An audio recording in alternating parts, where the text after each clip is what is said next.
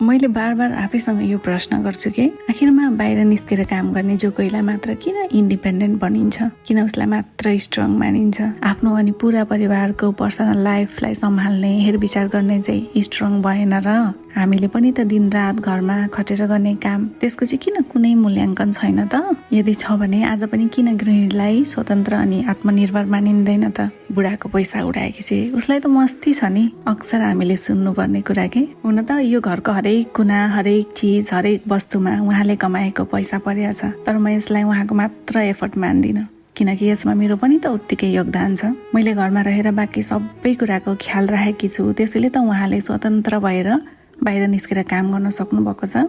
बिहान सबैभन्दा चाँडो उठेर भगवानलाई धन्यवाद गर्छु। कसलाई के मनपर्छ, कसलाई के चाहिन्छ, आज को आउँछ, कहाँ जानु छ, आफ्ना आफन्त, निम्तो, चुलो, मैले सकेसम्म हरेक चिज घरमै बनाएर खुवाउँछु। सबैको स्वास्थ्यको ध्यान राखेर पकाउँछु, त्यसैले उहाँ हेल्दी हुनुहुन्छ, एक्टिभ हुनुहुन्छ। यो मेरो कमाइ हो।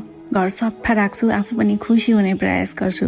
भनिन्छ गृहिणी खुसी भएको घरमा माता दुर्गाको बास हुन्छ रे, भगवानको कृपा सधैँ रहन्छ रे। सोच्नु न, घर अस्तव्यस्त देखेर मन प्रसन्न नहुँदा यहाँले मन लगाएर काम गर्न पो सक्नुहुन्न थियो कि। हो, पैसाले वस्तु किन्न सकिन्छ, तर खुसी सकिन्न। आमा बुवा बच्चा पर पाहुना अनि हामीलाई के कतिखेर चाहिएको छ त्यसको म्यानेज त मैले गरेको छु नि। यहाँ पनि त तपाईँलाई स्वतन्त्र राखेको छु। हो, मैले घर सम्हाल्छु, त्यसैले बाहिर निस्केर मन लगाएर फोकस भएर काम गर्न सक्नु भएको छ। उहाँले पाएको प्रमोसनमा मेरो चाहिँ कन्ट्रिब्युसन भएन र। हो, यो मेरो कमाइ हो। पैसाले घरका पर्खालहरू बनिन्छन्, तर त्यहाँ परिवार बसाउन गृहिणीको सबैभन्दा ठुलो भूमिका रहन्छ। हो, यो मैले कमाएको कमाइ हो। मैले दिनरात घरमा खटेर आफ्नो ड्युटी सम्झेर पुरै लगनशीलताको साथ गर्ने कामको मूल्य एकचोटि क्याल्कुलेट गर्नुहोस् त। तपाईँको क्याल्कुलेटरमा आएको अमाउन्ट